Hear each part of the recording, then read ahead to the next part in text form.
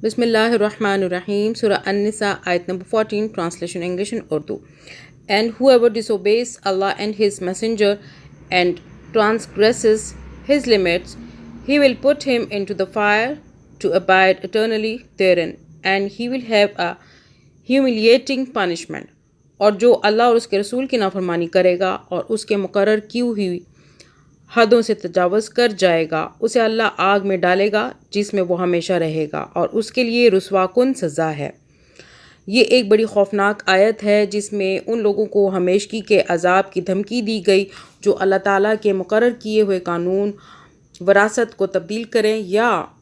ان دوسری قانونی حدودوں کو توڑیں جو خدا نے اپنی کتاب میں واضح طور پر مقرر کر دی ہیں۔ لیکن سخت افسوس ہے کہ اس قدر سخت وعید کے ہوتے ہوئے بھی مسلمانوں نے بالکل یہودیوں کی جسارت کے ساتھ خدا کے قانون کو بدلا اور اس کی حدوں کو توڑا۔ اس قانون وراثت کے معاملے میں جو نافرمانیاں کی گئی ہیں وہ خدا کے خلاف کھلی بغاوت کی حد تک پہنچتی ہیں۔ کہیں عورتوں کو میراث سے مستقل طور پر محروم کیا گیا، کہیں صرف بڑے بیٹے کو میراث کا مستحق ٹھہرایا گیا،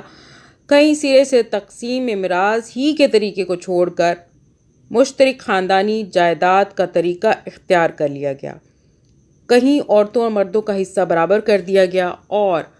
اب ان پرانی بغاوتوں کے ساتھ تازہ ترین بغاوت یہ ہے کہ بعض مسلمان ریاستیں اہل مغرب کی تقلید میں وفات ٹیکس اپنے ہاں رائج کر رہی ہیں، جس کے معنی یہ ہیں کہ میت کے وارثوں میں ایک وارث حکومت بھی ہے جس کا حصہ رکھنا اللہ میاں بھول گئے تھے۔ حالانکہ اسلامی اصول پر اگر میت کا ترکہ کسی صورت میں حکومت کو پہنچتا ہے تو وہ صرف یہ ہے کہ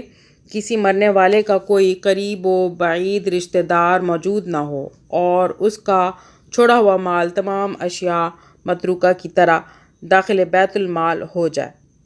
یا پھر حکومت اس صورت میں کوئی حصہ پا سکتی ہے جبکہ مرنے والا اپنی وصیت میں اس کے لیے کوئی حصہ مقرر کر دے۔ تو